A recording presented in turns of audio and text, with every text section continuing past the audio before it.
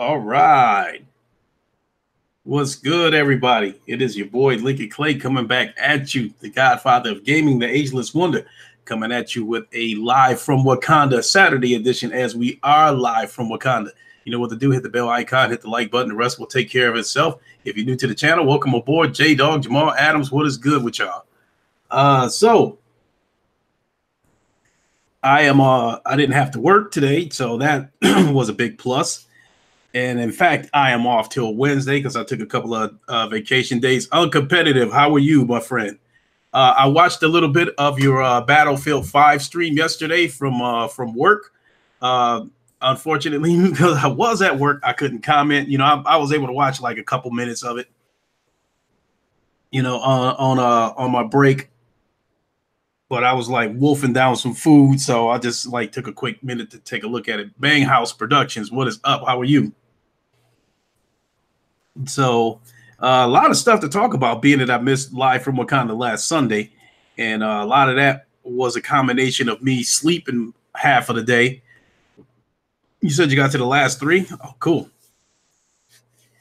Me missing live from Wakanda last Sunday was a combination of me sleeping half of the day and then Sunday being log jam with a lot of podcasts. So because of that, I think I'm going to take a long, hard look at moving live from Wakanda to Saturday, maybe do like a 2 p.m.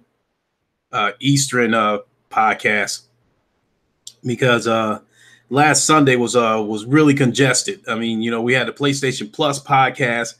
I joined JTech on the PlayStation Legion, and with him moving his podcast up an hour to 2 p.m. Eastern, that made my window even shorter. Then you got Hard Eight with his podcast, Any Given Sunday podcast. Then you have Foxy Games UK with his podcast. I think the Gamer Couch podcast, I believe. So and then you have Royal Flush Gaming with his Winning Hand podcast Sunday nights at 9 p.m. Eastern. That is a lot of podcasts.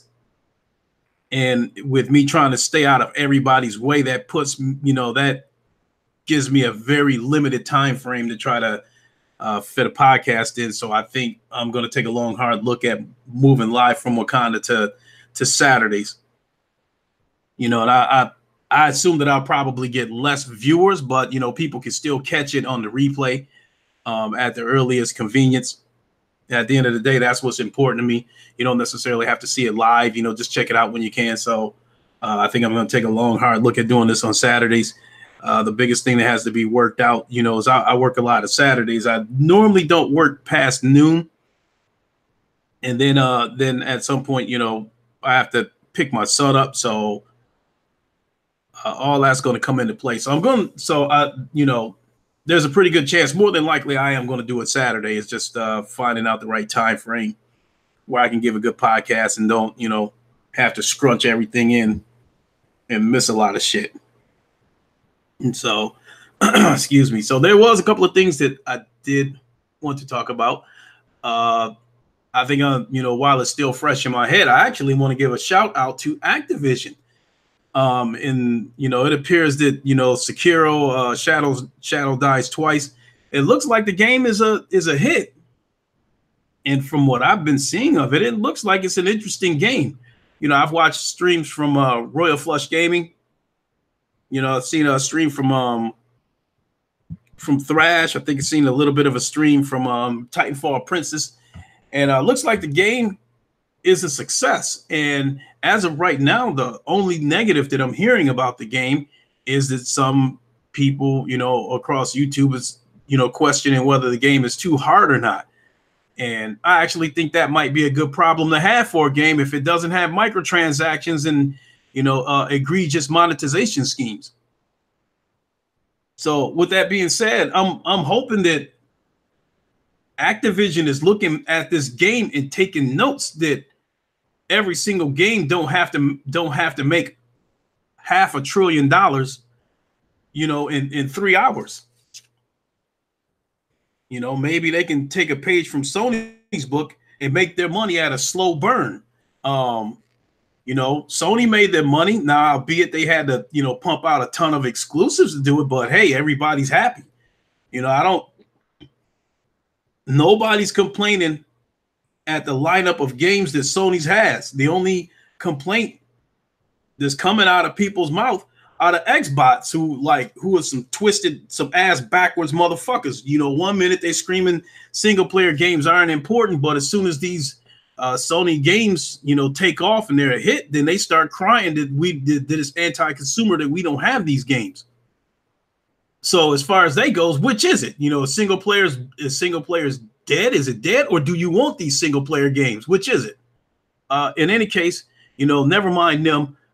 You know, this is to Activision. You know, maybe you should take a page from Sony's book, and maybe work on some more single player games. Because you know, I think the Call of Duties and shit like that, smooth proof secure was hard.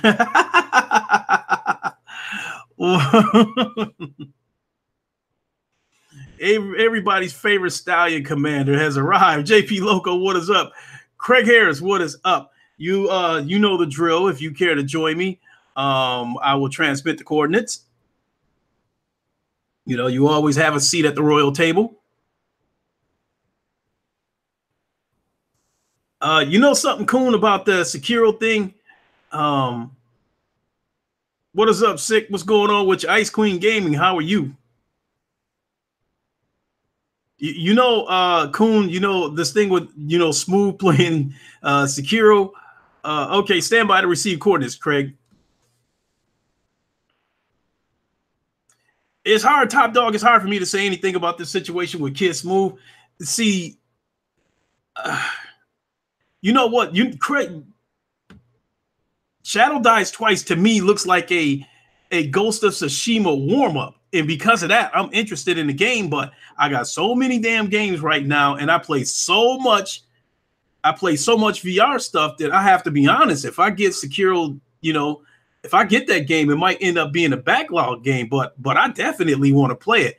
I think what I might do is I might go ahead and rent it tonight and have a look at it, and then come back and buy the game when it comes on sale, because I'm definitely interested in it. The only thing that's really stopping me from buying it right now is, like, you know, shit, I got a ton of VR games. MLB The Show just came out, and I haven't even played that yet.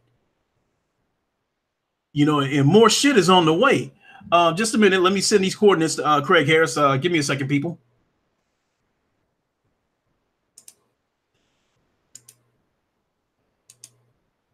Copy. Let's see what your name is today, Craig. It does change periodically. Craig, T 10.7 T Flops Harris. All right. Transmitting coordinates. Now, you know the flights pattern. You have access to Sector 21. We will see you when you arrive in Wakanda.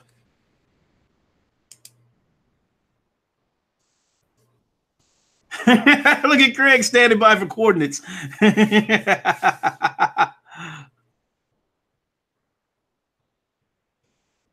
You said Top Dog. They put him in that $1,000 challenge so they can laugh at him, and of course, Kid Smooth takes the bait. Phaedra Socrates, what is up? You know, to fill you in on that, I'm taking a long, hard look at moving live from Wakanda to Saturdays, because Sundays is turning into a log jam with all the podcasts that's going on out there. So I'm at the point now where I want to steer clear of everybody, because with all the podcasts going on Sundays that I mentioned, the PlayStation Plus podcast, the Any Given Sunday podcast, the Gamer Couch, the Winning Hand, the PlayStation Legion, that gives me a very limited window. So I'm looking long and hard to moving live from Wakanda to Saturday. And we have a change of pressure within the dome. We are seated at the royal table, and my guards are escorting Craig to the table. How are you, sir? Good morning. Yeah, they knocked on the door and said I was needed at the table. And I was like, that's not till Sunday. They were like, no, we're doing it today. And I had to door Malaje does not take no for an answer. So here I am. Yeah, just like they said in the movie, they don't knock twice. Yeah. That was one of the funniest things I saw in that movie, where he's like, "It's some Grace Jones looking chicks out there." He was like, "Open the door." He was like, "You sure?" He said, "Yeah, they ain't gonna knock again." Yeah, they won't knock again. Oh, I love that movie. How you been, my friend? Oh, I can't complain. Thanks for asking. We're gonna do some headphones. I didn't know this with the world's most powerful PC. It outputs Dolby is an Atmos. So I'm gonna go out and look for some Atmos headphones today at Best Buy. I got a $10 off coupon. But that's my world in a nutshell. Played a little bit of MLB The Show yesterday, streamed it. But yeah, I watched some of that. You know, it's an amazing looking game. The attention to detail, the animations, and that game is just incredible. Yeah, and it outputs at 1080p, 1440p, and 4K. So, which I like. I put it on. I went immediately to 1440p, which is balanced mode, and that's what I've tried. Yeah, I've told people you get the graphics, or you get the resolution on a console. You get the resolution of 2D, which is above 1080p, and then you get the good FPS, that smooth, buttery flow of the frame rate at 1440p. So yeah, I loved it. It's a fun game, but a lot to dive into. So I'm like, all right, now that I played a little bit of this, let me go back and I'm playing actually playing Mafia 3. Got it out of the library, hadn't beat it yet. I'm like, well, let me go ahead and beat this. Have you played Mafia 3 before? Oh yeah, I have. I never beat it. So I'm gonna go ahead and beat it. I've got Heavy Rain I still gotta beat. I've got Nier Automata. I gotta beat that. So you probably gotten far enough along in Mafia 3 to get an understanding why I chose Lincoln Clay as my YouTube name. He's a very fleshed out character. So is the guy that's helping him. That guy's pretty fleshed out too. The guy that's doing the eavesdropping and stuff like that. Donovan, I think his name is John Donovan. Yeah. Fleshed out character. Yeah, it's pretty cool. He just looks like he's just Lincoln Clay, just going around killing a bunch of capos and promoting their lieutenants. The story like that is nothing new, but for that to happen in a segregated South in the 60s is you don't hear too much about that. Yeah, I'm enjoying it. There's it's a fun game. I got on a 3-piece suit and going around killing people, so it's pretty cool. Exactly. So when I use that as my thumbnail, the Lincoln Clay with a suit on, I think that sums it all up. Yeah. Princess. Yeah. Oh my God, that's so good to see you. Yeah, what's up? Shout out to the chat. How you doing, my young? How you doing, my lady? Shout out to Dawn. I see Ice Queen in there. So yeah. By the way, shout out to Sick Humor. He did about a 1-hour podcast. It was straight fire about the Xbox community, talking about anti-consumer, kind of what you were just saying a little bit earlier there, Lincoln. But go ahead, brother. I don't want to interrupt your podcast. No. It's that's great. Because I'm so glad you hear it. Because it's definitely going to add some flavor to the podcast to get more than one opinion on things. And as far as Six Podcast goes, I was watching some of it, and he looked like he was in rant mode, straight tirade. I didn't get a chance to watch all of it because I was running around, but I'm definitely going to go back and catch up to it. I was fine. And talking about the anti-consumerism, God knows that I have to agree with that more than anybody because of the backlash that the Iron Man VR has received. And that has forced me to jump up and come to the defense of this game. I think that, a lot of people act like Sony pulled a bait and switch with the way they revealed the game. They thought it was going to be, another Spider-Man game. Even Young, his reaction said it all.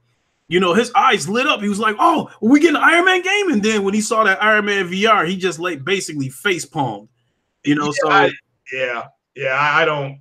I mean, it's to a point where it's just Sony's telling everybody exactly what they're doing, and people are still getting upset. So they said that whatever these things are going to be mostly VR, and then some other announcements. So in which Concrete Genie, that was a new announcement. So people can't see. So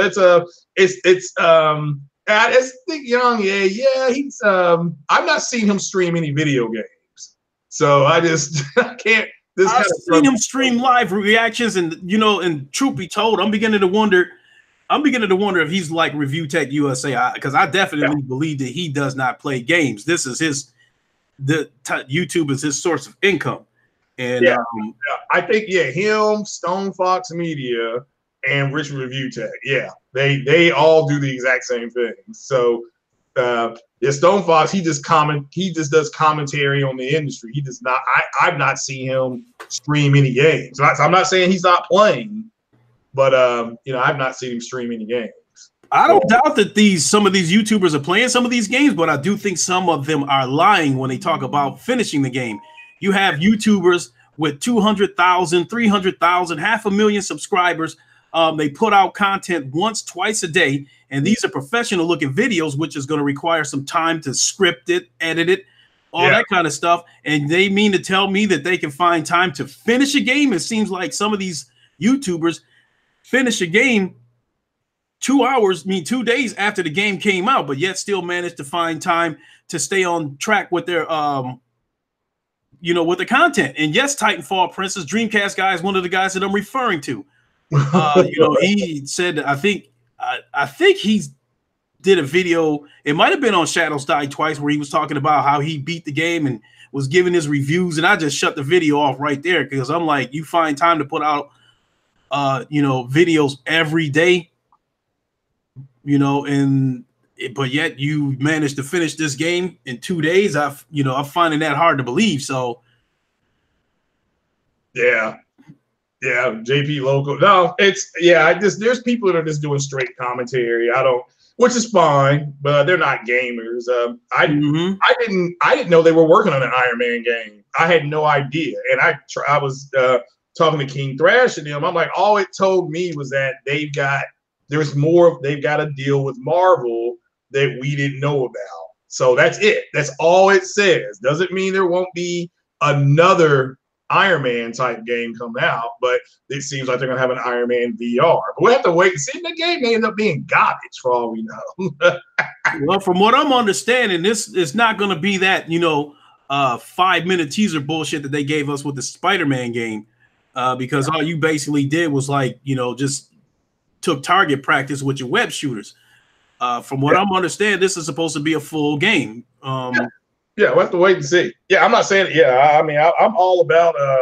What Sony pretty much does is they build their foundation and stuff like that. So to me, it just said that it may be because of what happened with the Spider-Man game, with the reception that it got. Marvel's now maybe willing to license out more products, which tells me that the reports that Marvel was looking to do that, now that's been paid off. That's been confirmed. So, because now we're going to have a different Marvel game. So who knows? Maybe, and I know they're doing an Avengers style game. I don't know, it's a fighting game, but maybe we get an Avengers game next gen. So see. I think even though a lot of this Iron Man game was met with resistance, I think it was an incredible move. I think it was an ingenious move, because after Spider-Man was so well received, and people was left wanting more and starving for more games, then that's when voices got louder for people saying that they wanted an Iron Man game. Not only that, the Xbox they had the loudest voice and saying that we want that type of game over on our platform. They were the ones screaming that we want a game too. We want a Black Panther game or an Iron Man game over on our platform. So I think Sony making that move to put Iron Man in VR was an ingenious move, because they are trying to move forward with VR, and they are trying to bring VR to the forefront. So you have to put something out there that's going to, entice people to want to get on board with VR. So a lot of people may be upset at this Iron Man move, but you can't tell me that some of them aren't thinking about getting that VR just for that Iron Man game, because this is going to be a Sony exclusive. Yeah, and I think No, I don't disagree with that. It's. I mean, yeah. To me, it's more important that Marvel confirmed they're doing more IP. They're licensing it out, which is good. Just like Disney apparently is reactivating Lucas Arts, with the studios that made a lot of the your simulators, Star Wars, like X-Wing versus TIE Fighter and X-Wing Alliance and stuff like that. So all that's good news for me. Let me make that clear. For me, I'm happy, you know. So yeah, and it's a payoff, like you were just saying, Lincoln, about how Sony did say 6 months ago they were going to be looking to add more into VR. So this is that being paid off too. That's the way I looked at it. I didn't think it was. I didn't realize that it caused a consternation. Yeah, and I was saying, let me respond to a couple of these comments real quick. JP Local says, imagine Iron Man game made by Guerrilla Games. That would be incredible, JP Local. But I think another thing that would be incredible is this Iron Man VR game to be made by Ready at Dawn, the makers of the Order 1886, because they are the developers of the Lone Echo game that I've been streaming for about the past week or so, which is by far the best looking VR game that I've ever seen. So I think if they would have put that Iron Man games into the hands of Ready at Dawn, they would have created something amazing. Now, that's not to say that this game won't be amazing. I know nothing about this studio that's going to be developing the Iron Man game, but I know if it was in the hands of Ready at Dawn, it would definitely be something amazing. Yeah. Yeah, you're right. It would be the personality, and it's a way for us to live on through the character, because Robert Downey Jr.'s contract is up. I mean, him and Chris Evans and Chris Hemsworth, they said it's this when they wrapped, this new Avengers movie Endgame, this was it. They were done, and it didn't hit them until after after they came back and did some reshoots, like everybody does. Chris Evans was like, wow, this is it. I'm no longer contracted out to play Captain America. So, in a movie. So that doesn't mean you won't see him in a cameo or something like that down the road. But yeah, overall, this is it. For all of them, their contracts are up. That's not me spoiling anything. This is, Disney, when they got the MCU and all that stuff, they signed Robert Downey Jr. to do Iron Man 3 more times. Mm-hmm. They extended him one movie because of Civil War. That was an extension. He was not supposed to be in Civil War. So at least not the original script, he was not in it. So, that's the unfortunate thing about some of these superhero movies, that when you become attached to these people, and then it seems like it happens to everybody. They play a superhero character that makes them iconic, and then they say they're tired of the role. Because Christopher Reeve did it with the Superman movies. That he didn't want to keep doing the Superman movies, and he wanted to do some other stuff. And let's face it, other than Superman, the Superman movies, anything that Christopher Reeve has done was trash. Yeah, I can't. I like the first two of them, but I think Superman, the last one or two of them, the one with Richard Pryor was garbage. Yeah, they were. I mean, the last two were garbage, but especially the final one. But now, one of the reasons I understand it, there's several factors as to why the last Superman movie that Christopher Reeve did was trash. He directed it. He starred and directed in that movie. I think they shot the movie in Britain. Rather than in America, and it turns out that the budget that they had for that Superman movie, the producers took half of that money and applied it towards Masters of the Universe. Oh, didn't know that. Yeah, I didn't know that either. But apparently that's what happened, and that's one of the reasons why you had a laughable Superman movie. Yeah, it was bad. It was real bad. So Titanfall Princess, the first Superman was amazing. Yeah, because that was the first Superman movie or any kind of movie where you could see a man fly in a movie and didn't see strings, attached to his body where he's being moved around and shit like that. It was the first movie I ever saw where he looked like he was actually flying. The Superman 2. Superman 2. I think that was a great movie too. Yeah. It had a couple of questionable parts in it, Yeah. Man of Steel was like a combination of Superman 1 and 2. But that movie, by the time Man of Steel come around, we've reached an age now where there's no effect that can't be done in the movies. Through the 60s, the 70s, those kind of movies where somebody's flying, it's, it was one of two things. There were strings attached to their body, or their body was like, imposed on on some kind of backdrop, that looked cheap as fuck. Other competitors said Man of Steel doesn't star Superman. Well, I mean, it does. It's a combination of Smallville meets Superman 1 and 2. At least that's what that's what Christopher Nolan said. He produced it. So I didn't see that movie because by then I got tired of seeing Superman movies that told the same story over and over again. They keep being origin movies. Well, this wasn't that as much as it was a character study. And but yeah, I understand what you're saying. It does show him going back to his ship. It has the Easter egg of Supergirl being there, or another Kryptonian being here. Then you had the other Kryptonians show up. And of course, that's what the opening of Batman v Superman is, when the Kryptonians were attacking Earth to terraform it. So, and Superman fighting and tearing up, Metropolis and tearing up Gotham. So that's the beginning of Batman versus Superman. That's what you're saying. So, but no, I understand what you're saying. I got what you're saying. Well, yeah, I mean, so we got a little bit off track though, but I still think that back to the Iron Man VR thing, it might be met with some backlash, but I think it was an ingenious move by Sony. Yeah. And I don't have a problem with it. And as far as those who are upset with the the state of play, to me, if you think it was trash and that's your honest opinion and you're not upset about it, I don't have a problem with that. But if you think it was trash and you're upset about it, then that person is a hypocrite because they came in with expectations and they didn't see what they were looking for. Therefore, they thought it was trash.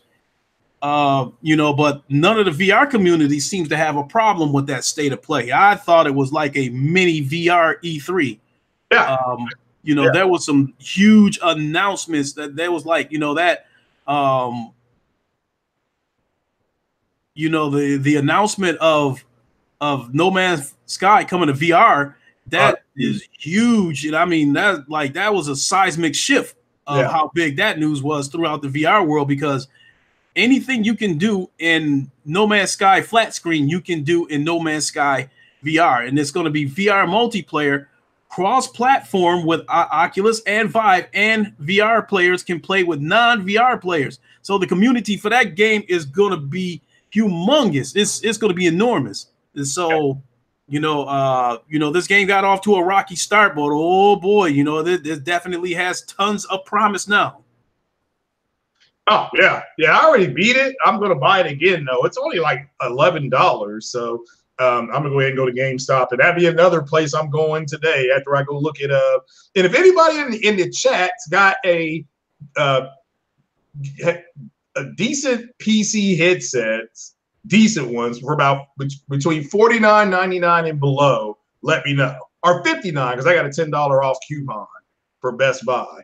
So just let me know in that chat, and I will look them. I'll go and test them.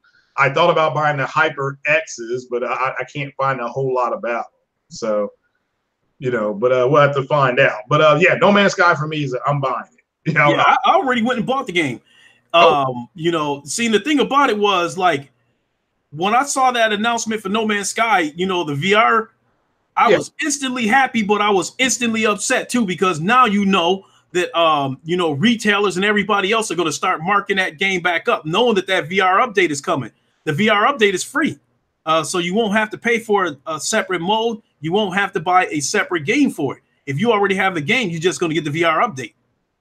Yeah, that's the cool thing. Yeah, I'll just, as soon as it. Yeah, I won't put the game in and install it or nothing. It's as soon as the VR update hits, I'm gonna start a new game. And I guess that VR update's hitting when, like in May or right around E3, I think is when that update hits. I think so. Mm-hmm. Christopher Hart, you said Xbox was too cheap to commit to producing VR. I still go back to what I believe about Microsoft piggybacking off of everybody else's success. They are very unoriginal. They see somebody having massive success with something, and then they got to hurry up and rush their version of it out.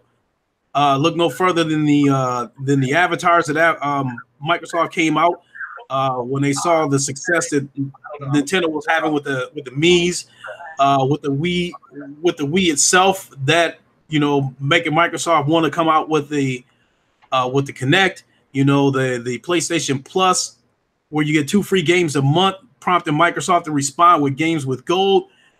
In the case of VR, I'm a firm believer that it came down to one of two things. That it either came down to the original Xbox One hardware not being able to do VR, or it came down to Microsoft deciding that VR got off of too slow of a start.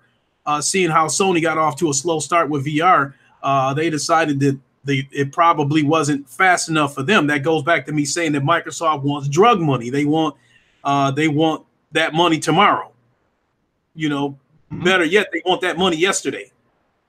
Yeah. And I can't help but to believe that let's say that VR, the PlayStation VR, launched in 2013 alongside the console itself, and let's say that Sony would have been sitting on like 25, 35, 30 million headsets by now, which is, I know, is a crazy reach, but just for argument's sake, if Sony would have been sitting on 25 million headsets by now, Microsoft would have found a way to get involved in VR.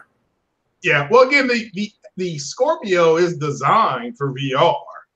I mean, just like an AMD like 480 or 580 can do VR. If I went and could get the Oculus today, I could hook it up and plug it in, it'll work.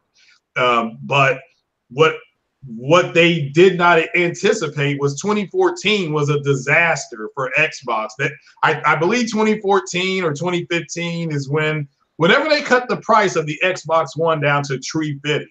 And this is like right after Phil Spencer took over or whatever. That one of the first things he did was he dropped the price.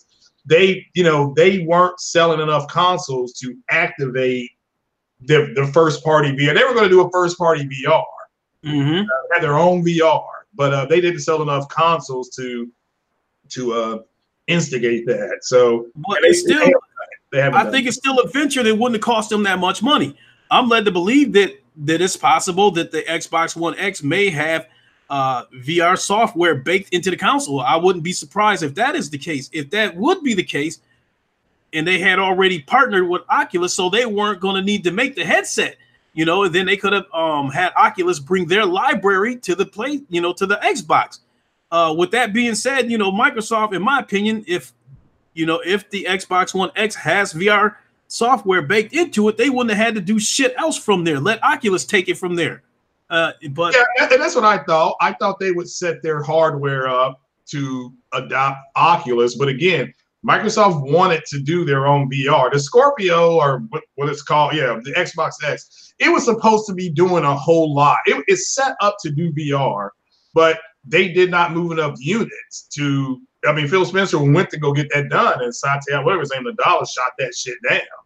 So I mean, they haven't moved. I don't think they've even moved 3 million Xbox X's from inception, till now. They haven't moved 3 million. So, they're losing ground to Sony, and Nintendo very well may have called in 27 months or however long the Switch has been out. So I'm interested to see if they do something next gen with Oculus, to say, look, it can be teamed with Oculus or something like that. So maybe they'll do that. I think that's a very slippery slope too, because keep in mind that this generation, Microsoft was supposed to discontinue online support for the Xbox 360, and I think it was supposed to happen in 2015. But by then, the Xbox One, the console itself and the Xbox ecosystem was in a down spiral. So, and I think that's the reason why the Xbox 360 is still alive, because the Xbox One didn't sell worth a shit. Correct. They did that with the Xbox 360. They discontinued support of the original Xbox, to force everybody to upgrade to the Xbox 360. Yeah. That was their intentions this generation, but it backfired because the Xbox One didn't sell worth a fuck. With that being said, I think we could very well be staring at the same situation next generation. I don't know how they expect this Anaconda to sell if there's no content for it. With that being said, Microsoft again might have a situation where they might decide that nobody's going to get left behind, so they might continue to support this ecosystem with weak ass hardware going into the next generation. With that being said, that's a slippery slope. If they introduce VR into the next generation with Anaconda being the hardware that you're supposed to be able to run it on, if they still stick by this notion that no one gets left behind, that's going to alienate everyone else. Possibly, but you'll just know that. I mean, it's just like with PlayStation with the Pro. I mean, you can run VR on the base PlayStation. They don't recommend it. I mean, but yeah, I'm interested to see because Xbox very well may have said the hell with VR. I mean, I hope they don't. I hope at the bare minimum they allow Oculus and even HTC to come in and do some things. And they might. So got my fingers crossed on that. Not holding my breath. I'm just going to cross my fingers. But overall, yeah, it's not something that they're looking to grow. They jumped into the Blu-ray market with the 4K, and that's blown up in their faces. It's like Sick Humor said, you know, they're so dedicated to 4K that they're coming out with a console allegedly with no disc drive. So much for your 4K dedication. So, but at the end of the day, we'll just have to wait and see what they do. So, you know, with Sony, you're getting VR games, you know, and things like that. So, where you got to go right now. Oculus and Vive have both made a move that if this takes off, it could be a threat to it could be somewhat of a threat to the PlayStation VR. And that is the Oculus Quest, as well as the I forgot what the Vive version of it is called, but these are headsets by these respective platforms that will allow you to have a PC type experience without the PC, without cables, and it's all wireless. With the Oculus Quest is going to sell for $400. And so what I'm trying to say is that if Microsoft decides that they want to get involved with VR 2 years down the line or something like that, it might be pointless, or it might be a failed adventure if the Oculus Quest takes off and hits the mainstream. It could be a threat to the PlayStation VR for that matter. But I think Sony's ace in the hole will be their compelling exclusives that will keep people involved in that ecosystem. Yeah, good point. No argument for me. Now, I mean, I'm for the evolution I'm for the growth of VR as a whole, not one particular platform. I want to see the entire industry grow. So I have been just as supportive of Oculus as I have been of the PlayStation VR. Yeah, which again, and again, they're all teamed up to help grow the market. They're competitors, but they're trying to grow the market together.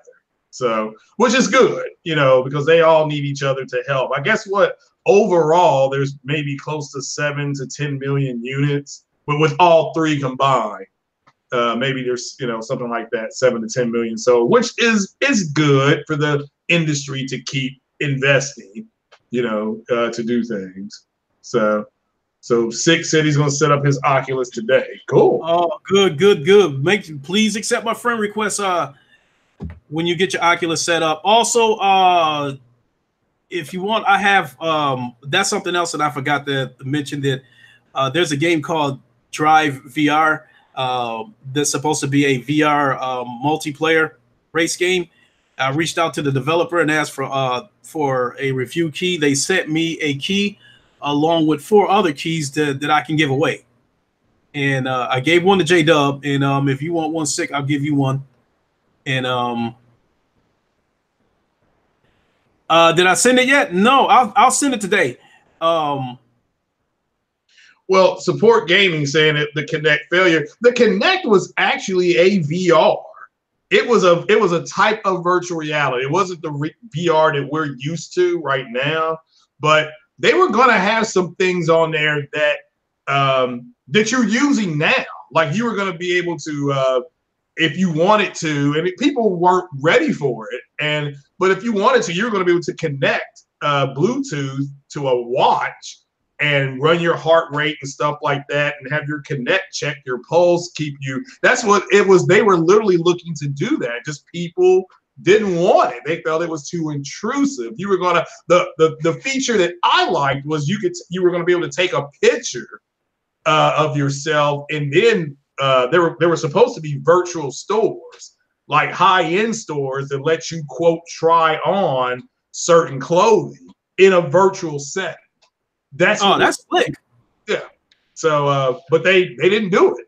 You know. I think it was either a support gamer or I think Players United. Someone sent me something on Twitter that showed that Sega had a VR unit. I think back in 90 something. Could be, yeah. What's up, Ben? Sick humor. Also, when you get this Oculus set up, I believe that you will need to create an account. With that being said, once you get all that stuff set up, let me know. Let me know, because I don't think I can send you a friend request until you get your account set up. I don't have my PSVR, but I don't have an Oculus. You know what? It might have been Christopher Hart or Impatient Fire that told me that you can use the PlayStation VR on PC, so you can use it to play games on Steam. Really? I guess you just need to download some software that allows you to do it. Oh, yeah, I'll definitely have to look at that. So no, you won't need to buy an Oculus or a Vive. You can use that PlayStation VR over on. I know you can use it on Steam. I don't know if it will work on Oculus. Yeah. No, I'll look into that. Yeah. 1 second. If you want to take over for a second, Craig. Yeah, you're good. So, this is the Wii Connect and PS Move are all gimmicks. Well, I mean, yeah, they were just trying to expand out what they were doing. And some of it worked, some of it didn't. You know, the Move technology's been pretty much integrated into the VR. So that's pretty much what we got out of that. So Sick putting his new grill together. Now that's what's up. That's way more important than Sekiro. But yeah. So either that's something else I got to do today. So Steam VR is accessible via PS. Oh, that's great. Yeah, that's great. Yeah, I didn't know that. So what's going on, Trey BK? I honestly did not know that. So, but yeah, shout out to Sick again. Go check out his video he did I think day before yesterday. All right, I'm back. Ironically, that was one of my Xbox friends. When the Xbox first fired up, you know, me and these group of dudes, we all came together and we formed a clan called the D Mob. You know, it's short for Deuce Mob. We call ourselves the Deuce Mob. And the core of that clan, we still together. You know, we've had a lot of people come in and out of the Deuce Mob. And I think at one point our clan got so popular that dudes from the outside just wanted to get in just so they could be a member of the Deuce Mob. Just to say that they down with the Deuce Mob. Because I think at one time we probably had about 40 people. But the core of the Deuce Mob, there's about 10 of us that's at the core of the Deuce Mob, and we still together. You know, and that was one of my boys hitting me up. They was like, man, you've been MIA. We ain't heard from you in a minute. So I'll let them know I've been busy with YouTube. So yeah, getting it together. So good. Definitely. So let me get into some of these notes because we haven't even touched any of this stuff. What's up, Jamal Adams? I do want to say one more thing to Sick Humor, and to you for that matter. If it turns out that the PlayStation VR works on Oculus games, I definitely have to recommend Lone Echo to both of you. Okay. Yeah. $40 is more than I wanted to spend, but now that I've had a chance to take a long, hard look of the VR landscape on both the PlayStation VR and Steam, there is a lot of indie bullshit out there. I'm not gonna lie. Lone Echo is a quality game, you know, with basically to me it's a AAA game. It's just from what I understand, the game has probably got about 10 hours of gameplay. Well, Are you streaming to Twitch yet? No. And again, you know, and I also want to reiterate that Lone Echo is developed by Ready at Dawn, the people who developed the Order 1886. With that being said, now I find it no surprise that Lone Echo is the best looking VR game that I've ever seen on any format. And Lone Echo 2 is highly anticipated and is coming out sometime this year. From some of the things that I've seen in some forums, people were getting antsy and even a little bit upset that they haven't gotten a release date yet. Oh, okay. Oh, now you're talking. So, damn. Oh, man, Twitter's blowing up now. All right. All right, go ahead. Go ahead. Yeah, you cut out. You cut out there. Go ahead. Oh, I did? Yeah. Yeah, I had to get off of Twitter. Okay. Yes, Christopher Hart says you can skip indies on VR just like you can skip indies on home consoles. People think VR should only have AAA titles. I disagree. Well, I don't think it should. I think that's a different kind of way to experience something. That's it. That's all it is. You know, the driving, if you're really heavy in the racing and driving games, it's a really cool way to drive, you know, just in VR. So again, that's what would be cool about Gran Turismo, the FIA League. I wish they could set it up where they were VR racing. I think that's going to happen next generation because these FIA leagues or seasons, only to have the best racers in the world come together and compete. I think that's going to happen in VR next generation. And to touch on what you just said, yes, I've said that before, that racing in VR, in my opinion, is something that everybody should experience. And if you have a wheel and a racing chair, I mean, that would make the experience all the more immersive. And to me, this is as close as you're going to get to driving cars that you'll probably never own and never even sit in, for that matter. Yeah, that's what's cool about it, is they simulate you sitting in the car and everything, and the way it's immersed. I literally just thought that the front was just going to be immersed. Like I said, when I was playing that Valkyrie game, that I was like, shut the front door.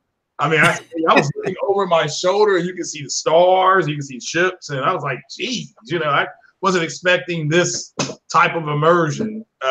Yeah, and then what did you think when you came out of that launch chute and you saw how big some of those ships were out there? Oh, yeah, it blew me away. I mean, I was just like, I didn't expect, again, the immersion was good. You know, it was cool. I mean, if they launched a missile at you and it dodged, you could fly, you hear it fly past, you know, where it missed you. So it was cool.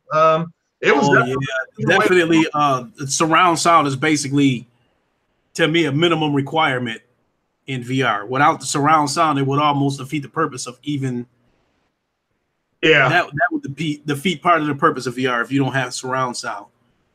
No, I agree, and the headsets, at least with Sony, are 7.1. But they don't. Like I said, I'm gonna really look hard at some headsets today.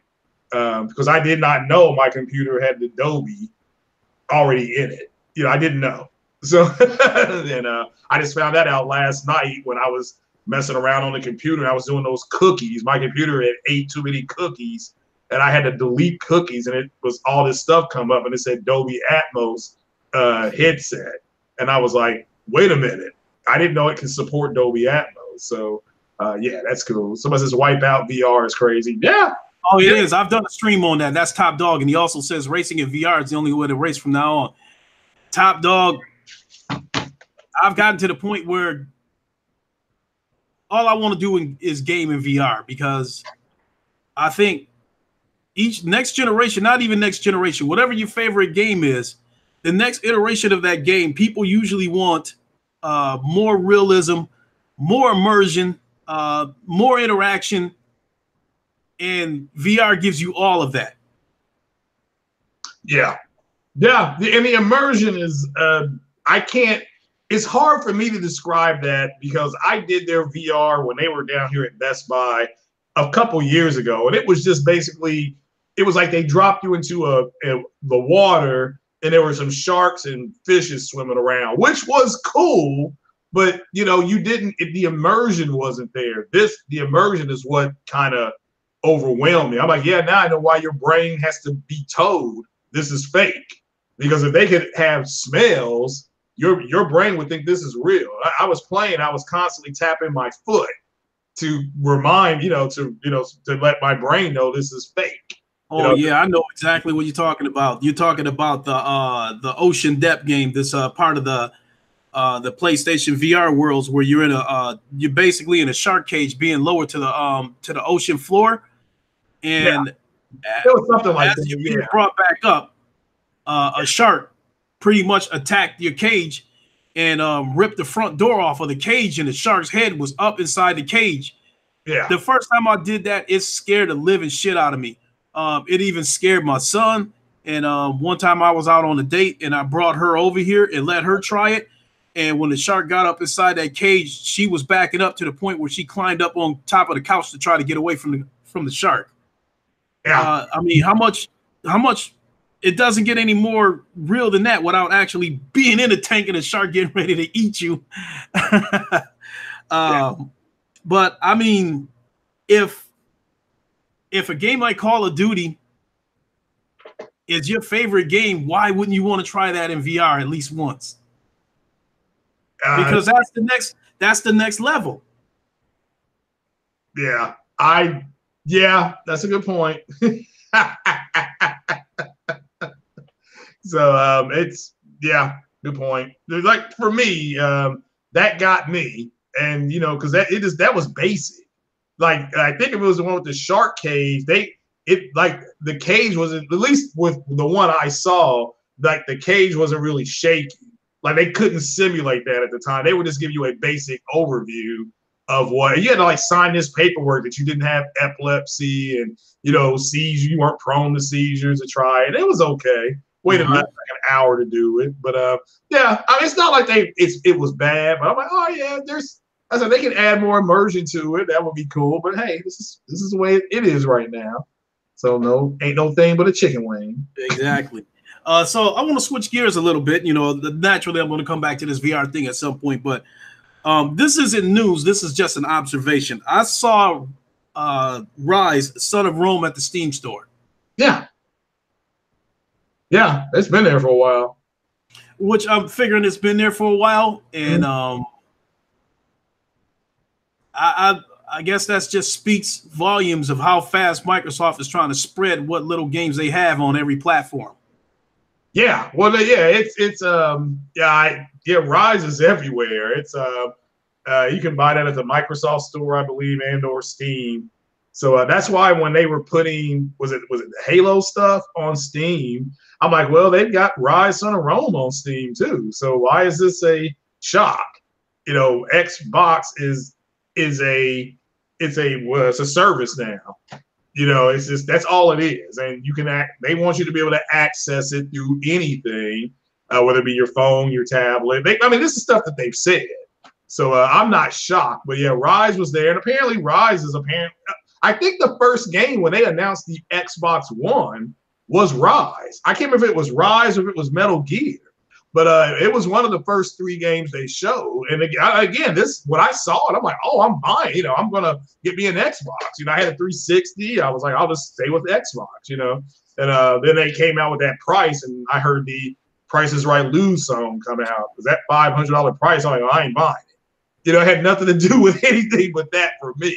That unsold me from the Xbox. So yeah.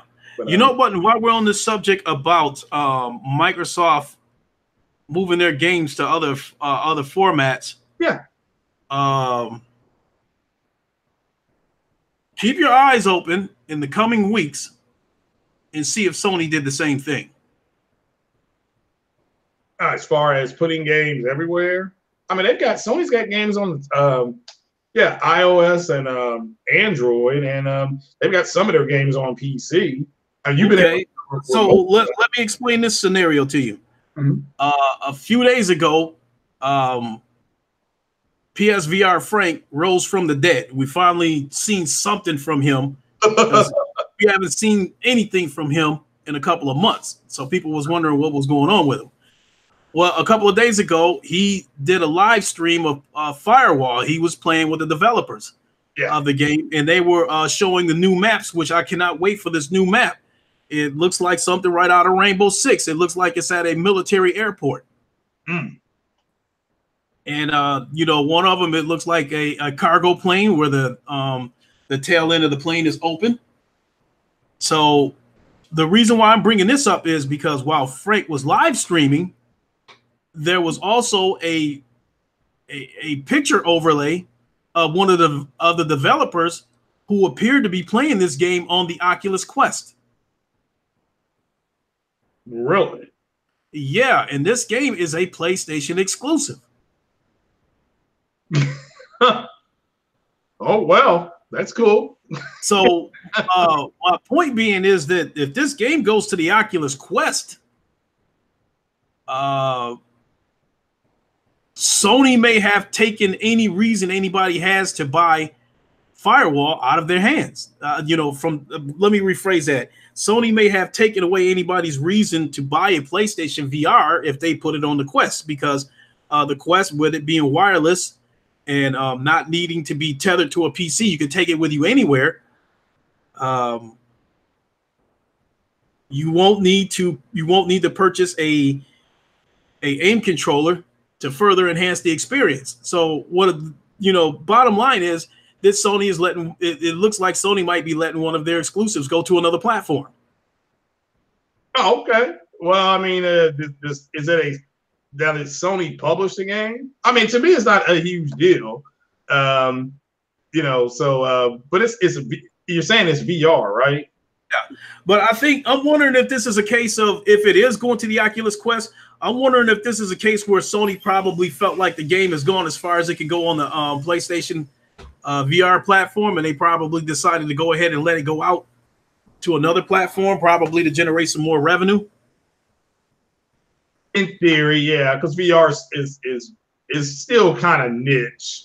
Like I said, it's under 10 million, whether you use Vive or Oculus or PSVR. So you're right. If you're right at 10 million or right below it, you're still kind of in a niche thing. But with VR, I always thought that the VR game should be shared.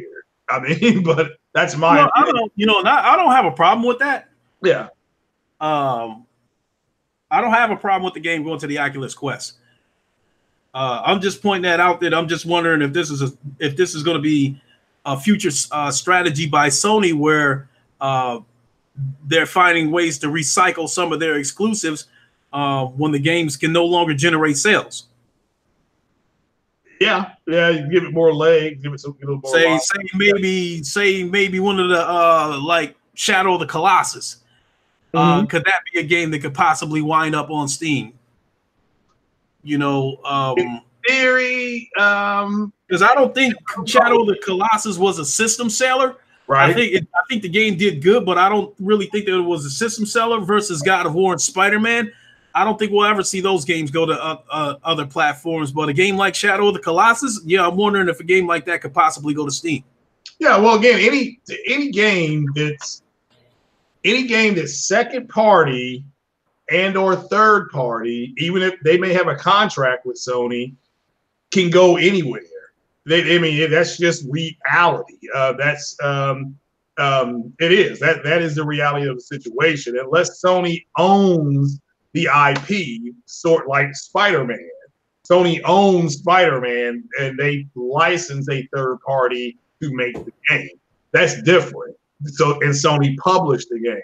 But if they are, it's the whole thing with Quantic Dream. Sony does not own Quantic Dream. Mm-hmm. So Quantic Dream, when they're still independent, they got outside investment, and they're going to publish their games to PC. Fair enough. Those are not Sony's games. All Sony did was publish them to their own platform. That's it. Spark God is saying that Shadow of the Colossus is on PC via emulation. It could be. Yeah, there's a whole lot going on PC with the mods and all that kind of stuff.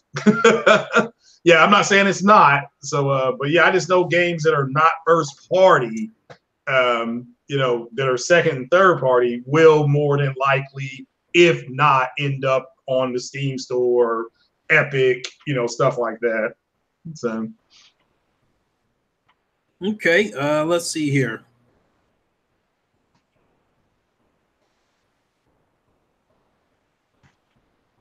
Yeah, I'll skip out on some of these notes because some of these notes go back as far as 2 weeks because I didn't do live from Wakanda last Sunday. So some of these are like super old news. Some of these are more or less observations. MLB The Show released this week. So this is me asking you what you think of the game. Are you enjoying it? Yeah, it's fun. There's a whole lot to unpack. So, but it's a fun game. Yeah, it's got all the, I have all the up-to-date rosters. I'm just learning the pitching. I do pitching differently. I use the circle, and just learning how to do that. But watching the pitchers, see how they tire out, things like that. The reactions. I gave up a home run yesterday was because it's like it'll let you play a basic game while it's still loading stuff. And I think I forgot who I was playing, and I was beating somebody. I gave him a home run, and the pitcher, just the look on his face, he was exasperated because I got exasperated because I threw that ball up and out, and somehow the ball turned in, and that guy just smashed it out of the park. So, wow. Yeah. So I thought it was a change up, and it was a 0-2 pitch. So I was just kind of wasting the pitch, but the pitcher kind of got loose from him. But yeah, I'm enjoying it. The animations are a little more fluid. Like I said, it's got 3 settings on there you can use. So, but fun game. Very lots to unpack. You can manage your team. You can do all. I like doing all the off-season stuff and I do the contracts. I set all that up. I do the trades. So I make all that manual. So I like doing a lot of the stuff off the field too. Okay.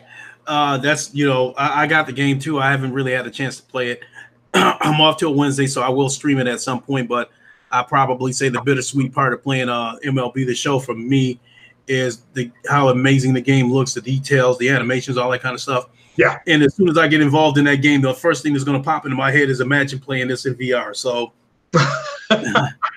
but hey, that's what I'm hoping for next generation, for games like MLB The Show to be fully playable in VR. I think as far as I think games like Madden right now could be fully playable on PC. After the VR sports challenge that I did, doing those streams where I was playing football, based on that stream that I did and seeing the mechanics of that game, I think it can be done. I think a game like Madden can be fully playable in VR on PC right now.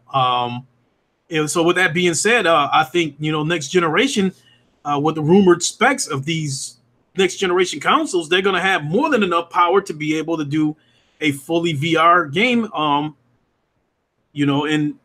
games like Madden to be able to be fully done in VR. I think it would be just a matter of whether EA sees a market for it or not. Yeah. I mean, I think they could do like a home run derby in VR. I do think, and I'm sorry to cut you off while it's still fresh in my head. I do think that publishers like Bethesda and Ubisoft will be heavily involved in VR next generation, as they are, heavily involved in VR right now. With Bethesda, you have Skyrim, Fallout 4 is in VR, Doom is in VR, and there's no doubt in my mind that I think once Fallout 76 completely falls off, then I think they'll bring it back in VR, because that's a way of hitting them twice. You sell the game once for $60, and then once it dies off, you bring the game back in VR and sell it again for $60, because that's what they're doing with Skyrim right now. So with that being said, there's no doubt in my mind that once, I would think it's probably going to happen next generation, maybe even this generation as far as PC goes, but there's no doubt in my mind at some point Fallout 76 will be in VR, and I think Elder Scrolls 6 somewhere down the line will be in VR. As far as Ubisoft goes, they already have about 3 or 4 VR games with Star Trek Bridge Crew, Eagle Flight, and now Space Junkies. So I think they're going to be a big part of the growth for next generation as well. I think we could possibly see some AAA titles coming from them. I wouldn't be surprised if we see Rainbow Six Siege in VR next generation. Wouldn't shock me. It is growing. It is growing. People know it's out there, like it or not. So the market may not be super huge, but there is a market. That's true too. Yeah, the Rainbow Six game in VR, I would love something like that. That would be cool. Who knows? Maybe we'll get something with SOCOM announced next generation with exactly. VR. You know, so right now, Firewall is our dieted version of Rainbow Six. Yeah, it's as close as you're going to get. You know, yeah, so right it's Bud Light. Yeah. But can they do better? That's the whole thing. It's not that game is bad, but could the Ubisoft team do some different things? You know? Oh shit! If they wait till next generation to do it with the rumored hardware these next gen consoles are supposed to have, shit. I mean, I think they could make Firewall look like Pac-Man. Okay. True. Yeah. Yeah, in theory, I guess they could. Yeah, again, they put Tom Clancy's name on it, and do a Rainbow Six thing, which is I didn't think Rainbow Six Siege was that big a deal, but apparently it's got like 26 million players. It doesn't surprise me because I think right now, like I love tactical shooters, not that run and gun bullshit. When that Call of Duty bullshit. I love tactical first person shooters because that is closer to real life than the run and gun shit that you'll see on Call of Duty. Yeah. It requires operations to get to the enemy. It in some cases it requires a lot of stealth. Yes. When the time is right, you blow that door open and let them have it. So yeah, I would love to see that, and hopefully we'll see some games next generation. Hopefully we'll see some games with some destructible environments as well in VR. Yeah, well, I would like it to be more tactical. That's what was always good about Rainbow Six games, was that they rewarded you for doing like the right tactical thing. Whether you went into a room, if you did it wrong, they would say, you got lucky, or boy, oh boy, glad the hostage glad there was nobody else in the room. We came in here wrong, stuff like that. So, but yeah, I would love to set things up where you can put a couple guys to come through a window, then maybe a guy to come through the door, and this stuff like that, tactical stuff. So. Okay, so moving on to another subject, and that is, I'm sure everyone is aware that EA laid off over 300 employees this week. Mainly in Russia and Japan, and I'm wondering if this is a sign of things to come. What do you think? As far as I think with I guess Anthem, a lot of people think that a big part of these layoffs has to do with Anthem not performing. I think they were coming. EA's been reeling ever since Mass Effect Andromeda. Yeah, and some of the things, some of the other things that I've heard, and this is from other YouTubers, is that if it wasn't for Apex Legends saving them, more people would have got laid off. Wouldn't shock me. Would not shock me. Yeah, EA just can't seem to. They have so many IPs. It's like, they have Titanfall and all those other IPs. It's like, why don't y'all make a Titanfall 3? But they'll say Titanfall 2 didn't do the numbers that we wanted, and it was on 3 platforms. So, but yeah, they're disappointed in Anthem, and Anthem made a lot of money. But according to them, it didn't make what they told their shareholders. So the people getting axed. Yeah, so here's where I'm going with this. Like you just said it, why don't they make a Titanfall 3? To me, their hand is getting smaller and smaller because when these games flop, they don't seem to have an interest in bringing these games back. Yeah, They sent Titanfall out. They sent Titanfall 2 out to die. Releasing that game in between, sandwiched in between those other hitters that was coming out. Yeah, I think it was a Battlefield game that they set it. Yeah, I think it got sandwiched in between a Battlefield game and one of the Call of Duty games. Yeah, that game got Battlefield. Well, they know Battlefield has a bigger online community, and that's why they push Battlefield over it. That's what EA wants is this for you to game online like the Apex game. Mm-hmm. Now, I will say that Anthem does look like a game that they spent a lot of money, developing, publishing that game. Yeah. And they really did try to hype that game up. They really did try to market that game. And it led me to the question that if this game underperforms or flat out flops, will EA stop taking chances on new IPs and do the Microsoft thing and just stick to their bread and butter, the games that they know is making money for them, the FIFAs and the Maddens? Well, EA's problem is that they want BioWare to make online games, and that's not where BioWare's core audience is. I mean, BioWare, they're the guys that did the Baldur's Gate and Jade Empire and stuff like that. They did not do this online multiplayer stuff. So they have sacrificed that group that kind of came up with them for this new group of people that wants to come home and put on a headset. Well, the problem with the come home and put on a headset guy or gal is that they're loyal to the next put on a headset game comes out. So it's it'll be something else this fall. Is it Rage 2 or something like that that's coming out in a few more weeks? And that's always online or something like that. So people are going to move on to start playing that. And it's a genre that the Division Part 2 came out. And not only that, when the focus of your existence seems to be live services, yeah. To me, it's almost unfair to try to look at numbers for a specific game. You're right. I'm sure you got analytics of who plays what. Yeah. But I think if you introduce a new game, I think it's kind of hard to expect this game specifically to light the world up on fire when when this game is going to be inserted into the service. Yeah, but again, when Epic came out and had that free-to-play game, Fortnite, and they're making a gazillion dollars, everybody sees that, and then they want their own version of it. And again, EA sacrificed. Even if you go back to Mass Effect Andromeda, they discontinued the story mode, but they were like, we're going to keep online multiplayer playing because they want that, because they know they can sell loot boxes. They know they can sell that.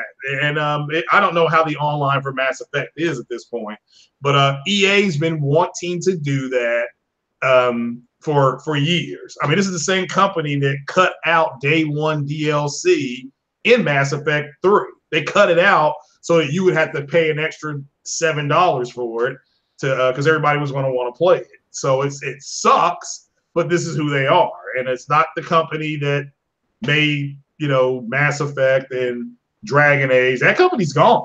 That company's gone. That doesn't mean. And then they have Anthem, and the first thing they got asked was, what is it going to have a campaign? The reason they're getting asked that is because the players that grew up playing BioWare games, that's what they grew up playing. It's now they're mad and they're taking it out on a lot of people online. They're just not going to buy any more BioWare games anymore until they get their single player story game with romance options. That's what they want. So I think also, I think another angle to this EA saga is that I understand that Disney plans to bring Lucas Games back to life.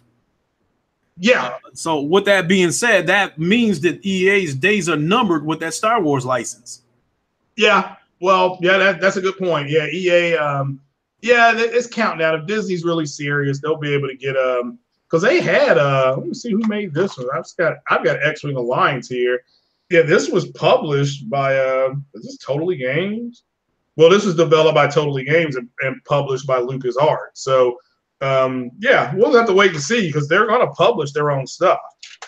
So, that's and it would defeat the purpose of them even getting involved in gaming if they allow EA to continue to have that Star Wars license. It would seem to me that, like, if you're going to bring back Lucas Games, your first order of business is to take that Star Wars license back from EA, or at the very least, do not renew it once it's up. Yeah. I certainly hope so. I mean, I'm all for EA getting, them. I'm not for pulling it completely away from EA, but let other people develop some IP. Competition is good. Okay, so let me put the brakes on right there because Blue Rhizome says that news is fake. About what? Disney? I'm guessing he's talking about the of Lucas Games coming back. Well, let's see here. Disney and Lucas. Christopher Hart, you said they should have ported the entire Star Wars Battlefront 2 to VR. During the development cycle of Star Wars Battlefront 2, I do know that there was rumors going around about EA possibly adding another VR mission, to that game, but it never happened.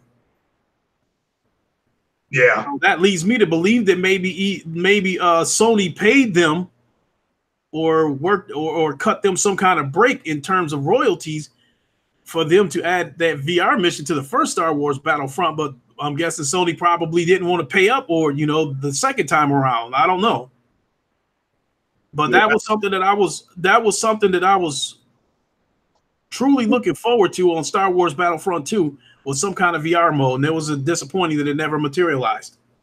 Yeah, go ahead and can you share that, Lincoln? I just put that in the group chat on the thing there. That's from Engadget. So, but backing up what you were just saying about EA. Wow, that Engadget is legitimate too, are they not? Yeah. It says Disney hires for Lucasfilm Games as EA flounders with Star Wars. Yeah. See, it's not giving EA the boot. I don't think they should either. I think it should be okay. You can still develop the games for us, but there's so many there's like 5 to 7 new Star Wars stories coming out with the Mandalorian. That's going to be a TV show. I think John Favreau. I forgot who's doing that, but there's like 3 to 5. Like with Disney stream service coming out, they're going to call it DTV or something like that, or Disney TV. They're going to do like 5 to 7 Star Wars shows. And they will probably have games based on those shows. Now they could be tiny games. I'm not here to say they're going to be huge, but we may get 1 or 2 AAA games out of them. And EA is going to have another Star Wars game, I think, tied in to is it Respawn? Because Respawn is owned by EA, and I'm pretty sure that Star Wars Celebration is next week or week after next. So I expect a trailer from this Respawn game to be there. That's where I expect that game to be shown. I expect a Star Wars trailer as well. So our tease, maybe not a full trailer, but a tease trailer. So, but I would just look at that. Yeah, this is from Wednesday, and again, this broke because there's a podcast by Collider. They do 2 podcasts. They do Jedi. What's it called? It's called Jedi Council, and then they have another podcast called The Rule of 2, and they cover nothing but Star Wars. And I remember watching that on Collider, and that broke during the Collider video. But it's a cool podcast. I mean, it's all Star Wars up and down the line with casting and directing and writing, and it's all that kind of stuff. If you want to really learn about it, watch those guys. I mean, and a young lady too. They do an outstanding job. On promoting Star Wars, and but yeah, Disney is hiring. It's and here's another one. This is from PC Gamer. So this has been. If you don't want to believe that one site, I'll link this other one. I'll just drop it in the chat. Okay. So so I read the headline in the fact that right there where it said that they're not giving EA the boot tells me the story right then and there that they're going to probably make two different types of games. They probably see how much money. I think looking back at it, maybe Disney would have went ahead and let EA fuck everybody up with those egregious microtransactions on Star Wars Battlefront 2, but it happened right on the heels of them getting ready to release another Star Wars movie. I think if EA probably would have waited until sometime after the Star Wars movie to release this game and hit them with the microtransactions, maybe Disney wouldn't have stepped in. With that being said, that headline that I just read right there gives me the impression that Disney could probably go ahead and let EA go about their business making service-based games with monetization schemes being at the base of it, and they come out with a different kind of game. I think we could see a situation where they go ahead and let EA make the multiplayer type Star Wars games, service-based games, and maybe they make single-player games. With that being said, Christopher Hart, who knows if Disney's going to get involved in this, maybe we could see some VR titles coming from them. Yeah, and again, what EA does not do well is tell stories.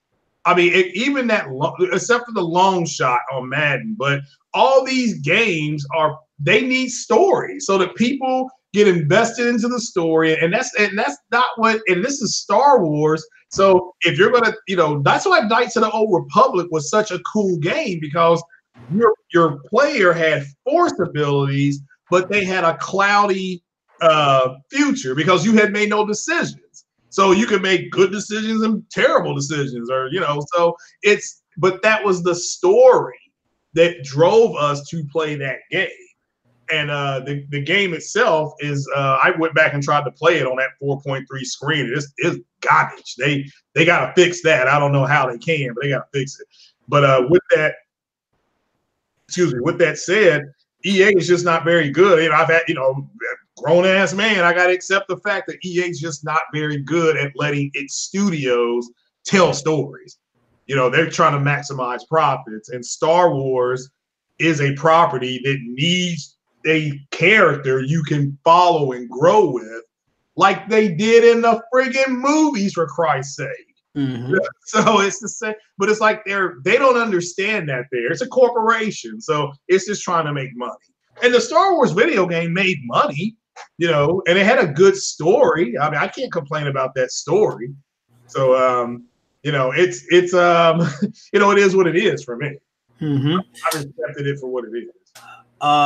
Who's that? Top Dog. He said, how about the exclusive Star Wars game on the Oculus Quest?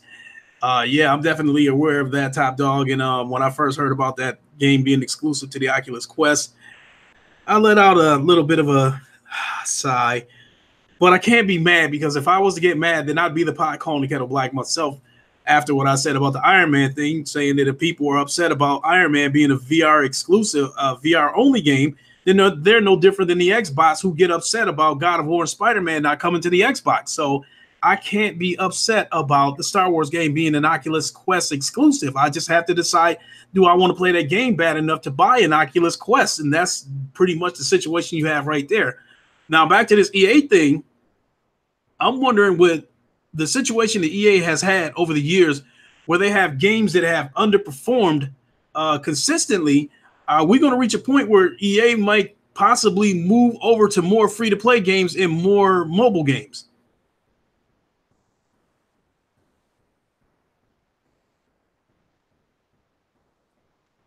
You with me on that one, Craig?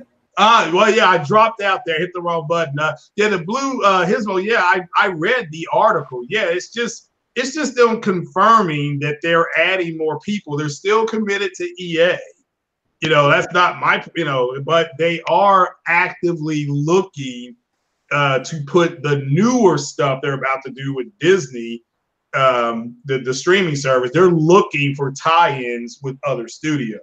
Doesn't mean they're going to announce tomorrow, but I understand what you're saying. That was my bad. I hit the X button instead of the square. Okay, so I'll repeat what I was saying, that with EA, they face the situation where they have games that underperformed, one right after another. with Mass Effect, Star Wars Battlefront 2, the Battlefield games, Anthem.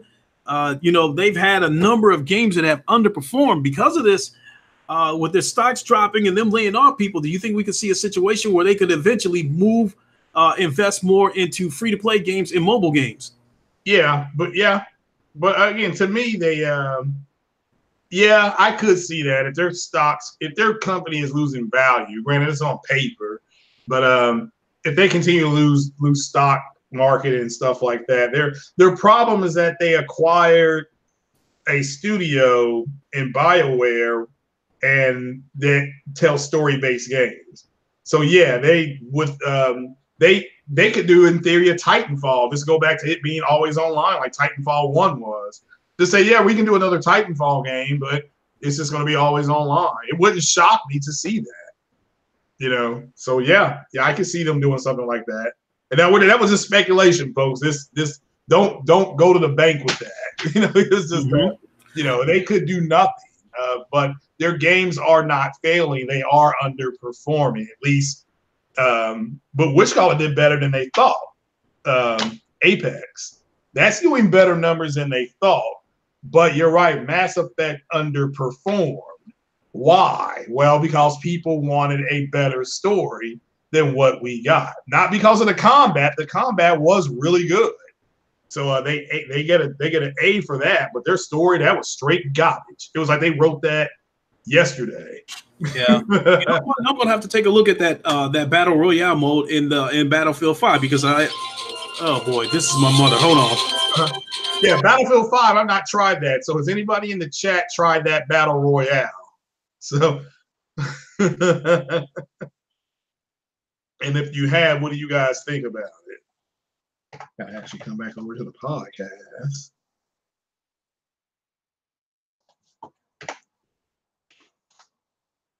There we go. Now I can see the chat.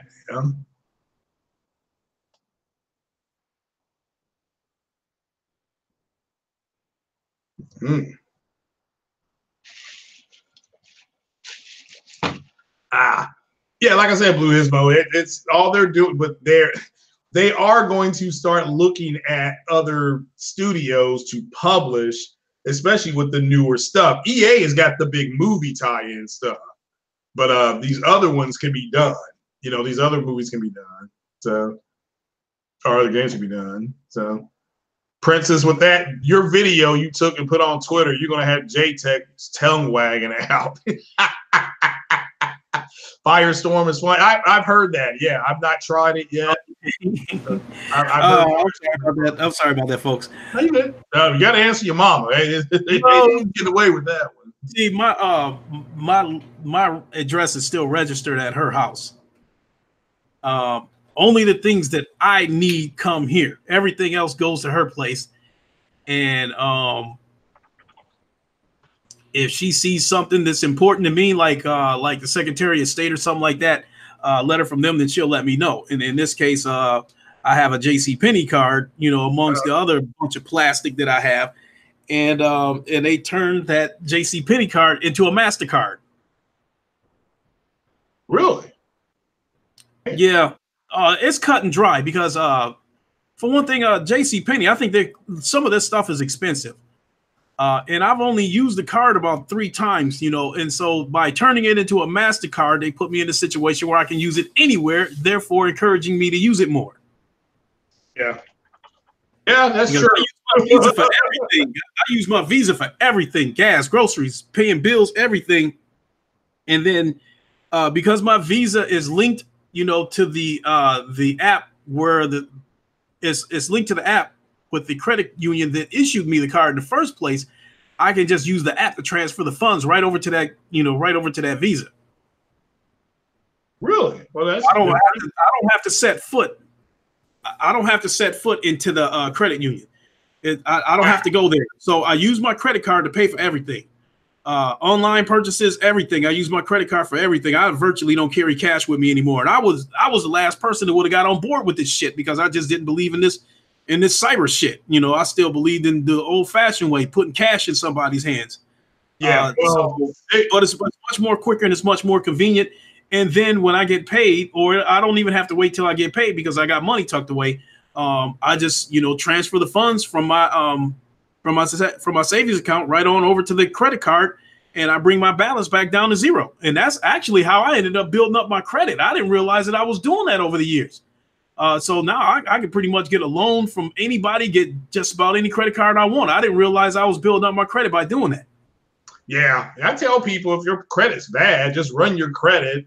Anything that's $500 and below, just pay it off best you can. And the other ones, just call them and make payments. I mean, I just dropped $2,000 in the last couple of days. I had to pay my rent, and then I paid off my Walmart and my Target card. Yeah, I remember those cards. Yeah, totaled up to about $900. So I paid them off at once. So now that leads me to just focus on Best Buy, and I owe them for the money for the computer and the Oculus that I bought. So that's, I think I owe them like $1,800 now because I've been paying them $50 a week every week since I got the stuff. Yeah, you're knocking it out. Huh? You knocking it out. Oh, it's going to get better because I just got my federal taxes back a couple of days ago. And that's why you're flushed. Yeah, I'm going to drop it. I'm going to drop it all on Best Buy. Well, I don't blame you. That's where I'm about to go. I'm gonna be going there because we got a nice little bonus at work on Friday, and I've spent a little bit of it. But yeah, that's what I'm gonna go up there and try to get that headset. But Sick Humor said that JCPenney is going out of business. Well, if that's the truth, I'm gonna go up there and get a watch. Oh yeah, I need a new watch. I'm gonna go up there and get one. I think the touch controller is dead. So, just press the Oculus button on the left controller, and that should activate it. And uncompetitive, yeah. If Angelina Jolie's camp has come out and confirmed that she's going to be in the new in the MCU, that's fantastic. That gives them, as I think Angelina Jolie has won an Oscar. I can't remember if she has or yes, she has. I think she did for Girl Interrupted. Years. Remember to put those straps on. So, but put those straps on. I am. Yeah. But sorry about that. He's getting ready to play Zero Caliber on the Oculus. Yeah. No, I think it's like his new game. El Matador, what is up? Yeah, I saw that what Sick was saying. But the funny part about that was that JCPenney used to be that, company that sold everything, appliances, clothes, toys, everything. Yeah. And then it was like they basically went down to just clothes. But I thought I had, saw something that said they, started, like bringing toys and other stuff back. So, but yeah, I'm going today. I'll go up there today. That's nice for me because I can actually park at the mall and then walk to Best Buy and Target and are better known as this gangster named Target. And GameStop. It's all that'll be my afternoon. That's what I got planned this afternoon. Is a nice little exercise right there for an old man. Yeah, I gotta. That is part of my plan today is to go to Best Buy and drop some money on them and do some window shopping while I'm there because that's a grown man's toy store. Yeah, I will win. But yeah, I do want the headset. I'm looking at that Steel Arctic series. But I may not get that. I'm still gonna go to Office Depot and get that joystick, or at least force them to match Amazon. So to give me that price, so I can start playing my flight sims on this PC. Oh, you know what? I'm sorry to cut you off, but I also wanted to give you a little tidbit of information. Yeah. The Hodis 4 flight stick that you were looking at buying, right? Yeah. It works on Valkyrie VR. Really? Yeah.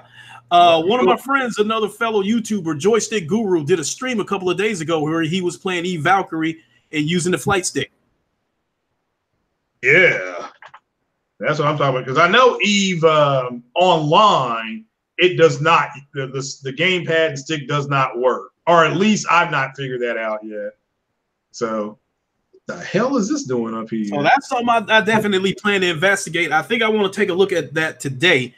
And try to take a few minutes to mess around with that Valkyrie again and hook up my flight stick and see if it works and find out for myself. Yeah, let me know on that one. I'll hook up the VR and all that stuff. Now, which one did he use? The HOTAS 4 flight stick. Okay, the HOTAS. Yeah, the HOTAS does work. Yeah, that's for PS4 and PC. Yeah, that's $73. I'd rather not buy that. Oh, you know what? I ran across another situation with my Thrustmaster T150 racing wheel. It's supposed to be PC compatible. Now I plug it into my PC, and the PC does recognize that the wheel is there, but the VR racing, the VR racing games that I've tried this on have not worked. So I'm beginning to wonder if that is a Sony Windows 10 thing. You know what I mean? Sick wants to know what happened to Gunru Gaming. He hasn't seen him in a minute. First of all, he changed his name to Gaming Dad or something like that, like Gaming Dad 365 or something like that. I talked to him yesterday. He says he's been busy doing a bunch of things, and he says he's going to be coming back. He's going to start playing some games and even trying to do some game streams himself. So I told him, once he gets everything situated, that he's got to come back on one of my podcasts. So, he only lives a couple of miles away from me. So I'm in, he's only a phone call away. So, he's still here. Wow. So, being that you asked about him, I'll make sure I'll contact him and let him know that you were asking about him. Well, the stick I'm looking at does not have good, doesn't have good twist y'all translation. Mm-hmm. But if I'm going to be in that F16, I may not need it. So I may step up and get the next one. I'm looking at the Thrustmaster USB joystick. It's the pretty basic one. So I may still get that. But yeah, I definitely get back into my Sims. But after I beat Mass Effect on PC, that'll be the ultimate my ultimate playthrough right now. I'm on Mass Effect 2. Shout out to the PC community for hooking a brother up. So yeah, I went ahead and got that DLC. Matter of fact, you know what? Let me check something out. Yeah, go ahead. I'm on Amazon. No. I'm getting ready to inform you guys of something. Okay. When I bought my first PC, they gave me 2 codes. One of them for the Division 2, and the other code was supposed to give me an option to choose between Battlefield 5 and Anthem. And I tried to redeem that code at the GeForce website. I don't know. I don't think. Obviously, I didn't do something right because I wasn't able to redeem the code. So that code might still be out there. I might give that code away. Oh shit! And then the code for the Division 2, I haven't even tried that one yet. Yeah, have you tried that? Yeah, you may have to do that at the Ubi store. Possibly. Now here's the thing though. When the old PC died, and they replaced it, they essentially what they did was they gave me my money back, and I turned around and rebought another PC exactly like I had. So when they printed out the receipt for the new PC, they also gave me a code for the Division 2. So where I'm going with this is that I may possibly have 2 codes for the Division 2. Oh. Now you're talking. I'm going to use the newest code to download that game. So at some point, I will be able to play with you guys, I'm hoping, on the Division 2. The other code, I don't know if the code is still active or not, but, if some, I'll give that code away. I just haven't decided how I'm going to do it. I'll just do it as a giveaway or give it away to one of you guys or whatever the case may be. So I was just putting that out there. I heard that. Hey, shout out to Sick Humor, who's online with Origin right now. At least it says he's online.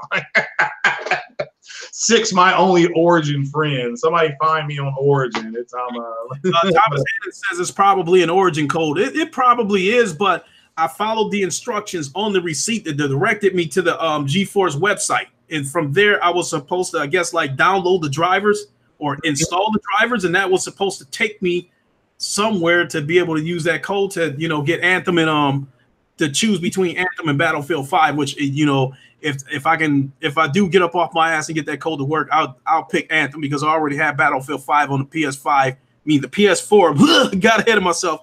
And the Xbox One S, which stands for Xbox One shit. Well,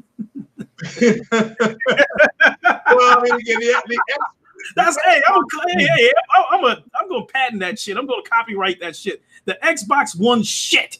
Well, it's not that bad. I'm telling you, Craig. My son has an Xbox One X, and you can clearly see the difference between the X and the S. Oh yeah. You know good. I mean, one is like 1.6 T flops, and the other one is what, like well, take Gears of War for instance. Gears of War 4. On the Xbox One shit, the graphics look blurred. I think it's poor implementation of HDR. But when I go over on the Xbox One X and look at Gears of War on that, it looks sharp. It looks damn near identical to the PC.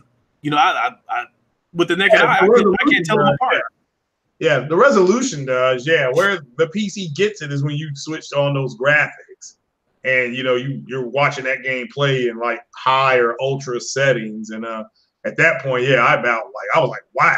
And I didn't even try to play that on my TV. I kept that on my PC and was playing that. And it was the way it moved. Everything was different. Everything felt more intuitive. So, the hell? Somebody's selling this? Oh, okay. All right. Festival, the Canadian Grizzly Bear. What is up, my friend? What's up, Fatal? So I got a couple of topics, you know, because we're working our way towards 2 hours. And I appreciate you sticking around this long. We got a couple more topics I want to touch on real quick, and then we can shut it down. And these are VR topics, you know. And the first one being that I believe that the Dreams releases, I believe, April 16th in early access, and I'm assuming that is a strategic move by Sony. And I guess there's only going to be a limited number of openings for this early access. And my guess is could be reserved for creators. And I'm led to believe that they're going to use these people to create a bunch of shit. So when they finally, do a full release of this game, there will be plenty of content out there. So, you know, it's a slick move by Sony, I think, but it's a little bit of a pimp move, you know. Sony got a bunch of prostitutes creating shit for them. So when this game goes into full release, there's going to be a ton of content out there. Because I think more people are going to play this game for the content that's going to be out there rather than trying to create something. Because I don't plan on creating shit. I just want to see what's out there. So with that being said, when the game goes in full release, it will be a bunch of shit out there for me. Yeah, well, I'm going to create Halo in it. So this what I hell love. I want to see how my hand is at creating Halo and just have a good time with it. And this had that picture of the two guns up saying Halo on PS4. But yeah, I plan on looking into that. That looks interesting. I have to wait and see how I do on it. Damn, $14. I might be able to get this today. Hold on. Ooh. This is what, Halo, you said? For Dreams, yeah. So yeah, for Dreams you're talking about? Yeah. Yeah. You could create different things. And so I'm going to create Halo. Okay. Oh, okay. I got you. Fatal Mephisto said, I want to start my second playthrough of Sekiro, but waiting for data to reset so I can stream it. I will keep my eyes on that stream. And the last subject I want to talk about, JTech just went live. Last thing I want to talk about before we wrap it up is a bit of disappointing news, and that is that the PSVR headset has sold 4.2 million to date. Huh, that matches the T-flops on the Pro. Yeah. And I thought that was, and I've seen some shit going around on Twitter where the Xbox were trying to claim a victory by trying to claim the number of Xbox One X's sold to the PSVR.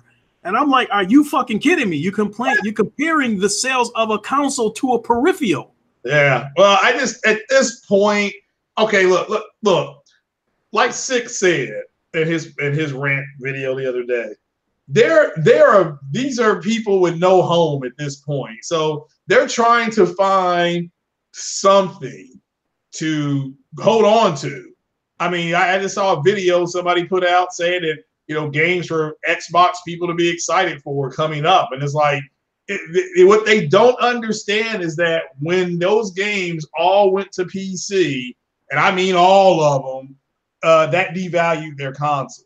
I'm not here to say the consoles, it doesn't make the console any less fun. And I understand as a console guy why you would want something and not have to worry about what works with what. I get it. I totally respect that.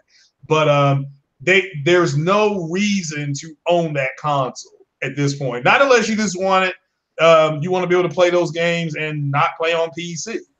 And potentially they're open, they're open to putting games on all platforms.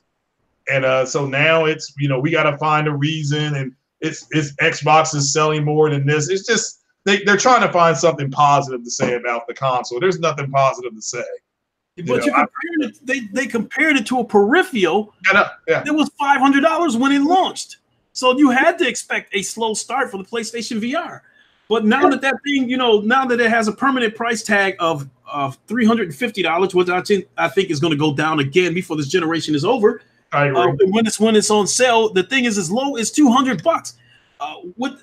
They shouldn't open their mouth about that because it's not. It's not an equal. It's not an equal comparison. You're right, but they don't. They're not. They're not rational at this point. I mean, there's some dude, Widowmaker, has been arguing back and forth for over 100 hours about crossplay and Sony relenting and all this kind of stuff. Women have gone to the hospital in labor, had the baby, left the hospital with notes on what to do just in case, while this Negro is still arguing about Sony capitulating crossplay. That's who they are at this point. They gotta find something negative. Somebody else did a podcast about that fake PS5 gamepad, and literally was like they need to try to make it more like the Xbox gamepad. It's like, why? Mm-hmm. Why would somebody who has sold 100 million of something make something like somebody who sold it at less than 40 million? Yeah, they're not getting it. What? Why? Yeah. That's like the New England Patriots following the formula of the Cleveland Browns when the Browns win the Super Bowl. Talk to me. Yeah, exactly. That's the whole point. It's about relevancy. When I figured that out months ago, and I did that podcast saying, look, but once this thing gets to the point where even Crap Gamer, of all people, he's openly questioning why you should own one. And he did it for like 2.5 weeks straight on every podcast that he was on. That's bad. It's gotten that bad. So these cats are just looking for reasons why. And I'm telling you, where they're at this point is they use the Xbox as their social hub. It's a social hub to them. So, and they feel threatened that if Xbox goes out of business or whatever you want to put it, they're not going to be able to talk to their friends anymore because they use it as a social hub. Mm-hmm. And they've been using it as a social hub for a decade with Xbox Live, maybe longer.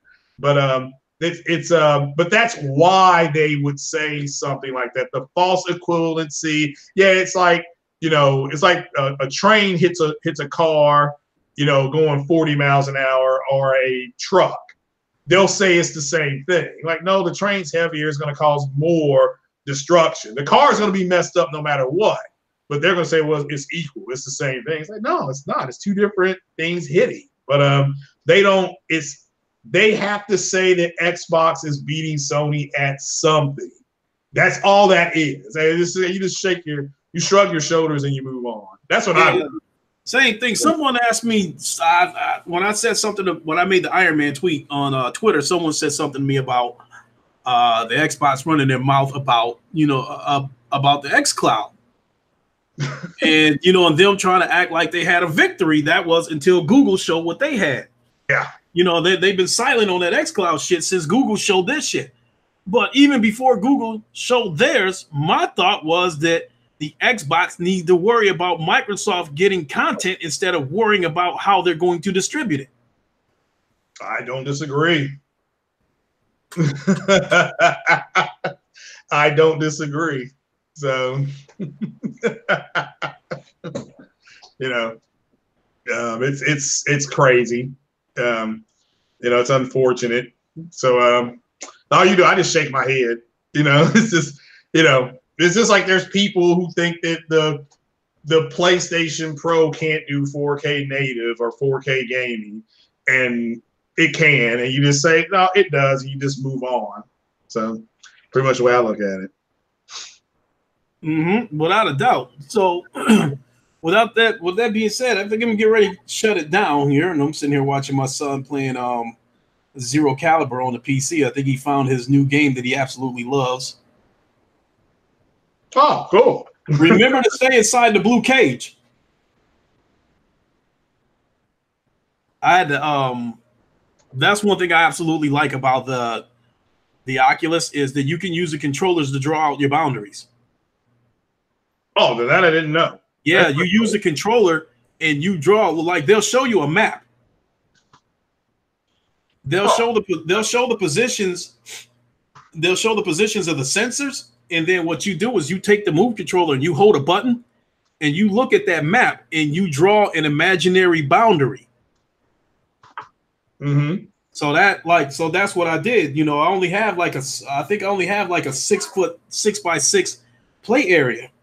So I drew basically that boundary as best I could, and I've recognized the curves within that boundary. So I know where I'm at whenever I go, whenever that blue grid shows up, based on the way the curves have been, made out, I know exactly where I'm at in that room. I know exactly which way I'm facing. Okay. No, it's it sounds like he's in there having a ball. Oh yeah, I'm surprised. I mean, yeah, he definitely likes that Zero Caliber now. I think the thing that he likes about that is that you can take a plain gun and you can attach stands to it. You can attach scopes to it, amongst other things. And then the game is really interactive. When you fire the gun, if it's a single shot gun, you have to you sort of have to reload it yourself. You kind of have to pull that trigger and like some of that bolt action stuff. If you come across one of those bolt action rifles, you have to pull that lever to eject the empty shell and then reload another one. So it's really, really, really interactive. It's really, really cool. With that being said, Craig, I would absolutely recommend whoever it was. Again, I believe it was Impatient Fire or Christopher Hart. Whoever it was, please let me know the name of the software you need to allow you to use the PlayStation VR on PC. Now you're talking. And with that being said, there is a lot of first-person shooter games out there on Steam that range $20-$25, and so I definitely recommend if you want to look at some first-person shooter games. Oh, you know what though?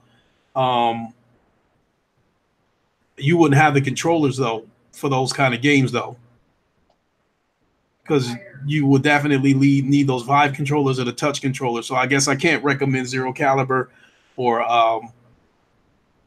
Contractors, but I can still recommend that you get the software, go into the Steam store and just look at games that says, full gamepad support, where you can, if you have an Xbox controller, that's also a PC controller too. You can plug that into the PC. Yeah, I will. Yeah, I will definitely. The Xbox controllers natively go to your PC. My thing lit up and it said, introducing new hardware or something like that. And it had a picture of the Xbox joystick. I just clicked OK and it worked. Yeah. So you're not limited as far as VR games goes. You're not limited to what the PlayStation has to offer. You can find that you can find that software and use your PSVR on the PC. And then as far as the controller goes, like I said, your Xbox One controller is also a PC controller. So you can go in there and look for games that support, that have controller support. I will. No, I will. I have to do that big picture thing on Steam. It's called the Big Picture app, to use that stuff on there. But yeah, I will. All right, cool. Yeah. With that being said, I'm ready to wrap it up here, and I will be sure to go back and retitle this the Gaming Week in Review with Craig Harris. I appreciate it. Thanks. I always appreciate you coming on here. It always makes this show very good. I think I think there's only so much entertainment with me doing this show by myself, so I really, really appreciate you coming on when you do. Yeah, no problem. Like I said, I was up and the Dora Milaje knocked on the door, and I was like, "What the hell?" Well, I'm glad it didn't get to a point where they had to bring you here by force. So no, they did not. Yeah, that's true. They did not. I was able to come on in. I really, really appreciate it, my friend. Last question before we wrap it up here. Are you planning on doing any kind of some more MLB The Show streams this weekend, or any streams for that matter? I may stream some Assassin's Creed Odyssey here a little bit later. That's the one I got planned. I may do MLB tomorrow if I have time, depending on may do some yard work at my mom's house, depending on weather. I called a break today because it's been raining, and she called and was like, "Don't worry about it today." So I'm like, "All right, that's fine." But yeah, between that and getting ready to move, kind of packing a little bit every day. So I'm gonna try to squeeze more in. Okay. Now, with that being said, as far as your MLB The Show stream, I would like to see you go up against a live opponent. Oh, okay. Yeah. Once I get used to the controls, that's fine. Yeah, I'm just learning the controls and stuff now. But yeah, we'll try to set that up here pretty soon, so I can get smoke. Okay, definitely. And to the rest of everybody in the chat, with that being said, I am off until Wednesday. So at some point you will see a MLB The Show stream come from me. I'm just too much entrenched into this VR stuff. You damn near can't pry it away from me. Andre 6K was good. I seen you there for a minute, but I didn't want to interrupt Craig. So what's going on, Andre? Good to have you here. So with that being said, if you want to shout yourself out before my guards escort you back to your shuttle. Yeah, that's great, Harris. I appreciate being here. Thanks for the Vine, and watch for a live stream later on today, and possibly with Assassin's Creed Odyssey on the PS4. And I don't know if I'll do it on Twitch or on YouTube. I don't know which one yet. Okay, without a doubt. And I also want to inform everybody again that I was given a few codes from a developer for a game called Drive, and I am going to do a first-hand impression of the game later on today, and I also have a couple of more keys left to give away because they gave me about 3 or 4 keys to give away. I gave one to J-Dub already. One is reserved for Sick if he wants it. That leaves me with 2 codes left to give away. I'm going to give them away. I just don't know how I'm going to do it. I don't know if I'll put the codes in the description of that live stream, and you can look for the codes on the replay. Or the other thing I might do is just simply on my next podcast, simply put them in the chat. Fatal Sharad, what is up? So keep your eyes open for those codes, because I will be giving them away in one of those 2 methods. With that being said, I want to thank my guest Craig Harris for coming to Wakanda, and wish him a safe flight back to Kentucky. Oh yeah. And you guys know the deal. Give it a like, comment, share, all that good stuff. And I want to thank everybody for coming to Wakanda. The guys will have fruit baskets and other care packages for you as you board your shuttles, and bid you a safe flight home. I want to thank everybody for coming in. And with that being said, we will catch you later. Everybody have a good one. Keep an eye out for our stream. Keep an eye out for Craig's stream, and we will catch you guys later. Peace.